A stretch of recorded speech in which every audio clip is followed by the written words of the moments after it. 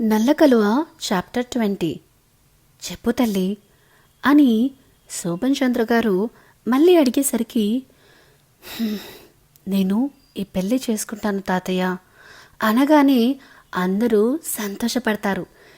కానీ అని వైషు అనగానే మళ్ళీ ఏంటి అన్నట్టు చూస్తారు అందరూ తన వైపు. నేను ఈ పెళ్ళి చేసుకోవాలంటే విశ్వ పెళ్ళి కూడా జరగాలి, అది కూడా నిహారికతో. ఆ మాట అనగానే అందరూ విశ్వ వైపు చూస్తారు. విశ్వ మాత్రం అసహనంగా వైషు వైపు చూస్తాడు. వైషు కూడా అలాగే విశ్వ వైపు చూస్తూ, కనీసం నువ్వైనా నీ ప్రేమని దక్కించుకో అని మనసులో అనుకుంటుంది. అది అర్థమైనా కూడా విశ్వకి ఆ పెళ్ళి ఒప్పుకోవాలంటే ఇబ్బందిగా అనిపిస్తుంది. నిజమే, నిహారికని మొదటి చూపులోనే ఇష్టపడ్డాడు. కానీ తను వేద్ని ప్రేమిస్తుంది అని తెలిసిన మరుక్షణమే ఆ ఇష్టాన్ని ప్రేమగా మారకుండా చాలా జాగ్రత్తగా చూసుకున్నాడు. కనీసం ఫ్రెండ్గా అయినా ఉండాలి అనుకున్నాడు. కానీ తనని చూస్తేనే మొహం తిప్పేసే ఆమె నేచర్కి తన మనసు పూర్తిగా విరిగిపోయింది అనే చెప్పాలి. కానీ మళ్ళీ నిహారికని కలిసినప్పుడు వేద్కి కాబోయే భార్యగానే చూశాడు తప్పించి వేరేలా చూడలేదు. కానీ ఇప్పుడు ఎందుకో నిహారికని పెళ్లి చేసుకోవాలంటే మనసు అంగీకరించట్లేదు. ఎందుకు? తనని కాదని వేద్ని కోరుకున్నందుక, లేక నిహారిక మనసులో తను లేనందుక? సైలెంట్గా ఉన్న విశ్వం ముందుకు సోమేశ్వర్ గారు వచ్చి, చూడు బాబు, మా అమ్మాయికి కొంచెం అహంకారం ఉంది, ఒప్పుకుంటాను. కానీ తను చెడ్డది మాత్రం కాదు విశ్వ. నిన్ను మొదటిసారి చూసినప్పుడే నాకు వేద్ని కాకుండా నిన్ను అల్లుడుగా చేసుకోవాలి అనుకున్నాను. ఆ దేవుడు నా మొర విన్నట్టున్నాడు. అందుకే నాకు మళ్ళీ ఈ అవకాశం ఇచ్చాడు అంటారు ఆయన. అంకుల్, మీకిక్కడ ఒక విషయం క్లియర్ చేయాలి అనుకుంటున్నాను. అక్కడ వేద్ మీ అమ్మాయిని ప్రేమించలేదు కాబట్టి తనని పెళ్లి చేసుకోనందుకు బాధపడడు. కానీ ఇక్కడ నిహారిక వేద్ని ప్రేమించిన మాట నిజం. అలాంటప్పుడు నేను తనని చేసుకోవడం కరెక్ట్ కాదనుకుంటా కదా అని అంటాడు విశ్వ. సోమేశ్వర్ గారు కామ్గా ఉండడంతో, కరెక్ట్ అయినా కాకున్నా నీ స్నేహితుడి కోసం ఒప్పుకో విశ్వ అని అంటుంది వైషు. ఎందుకంటే నిహారిక వేద్ని ప్రేమిస్తుంది అని తెలిసినప్పుడు ఎంత బాధపడ్డాడో తను కళ్ళారా చూసింది.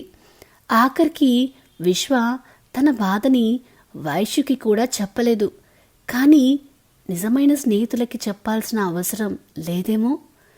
పెళ్ళైతే విశ్వ ప్రేమకి బానిస కాకుండా నిహారిక ఉండలేదు అనే వాస్తవం తనకి తెలుసు కాబట్టి విశ్వని పెళ్లికి ఒప్పిస్తుంది తప్పించి తన స్వార్థం కోసం మాత్రం కాదు.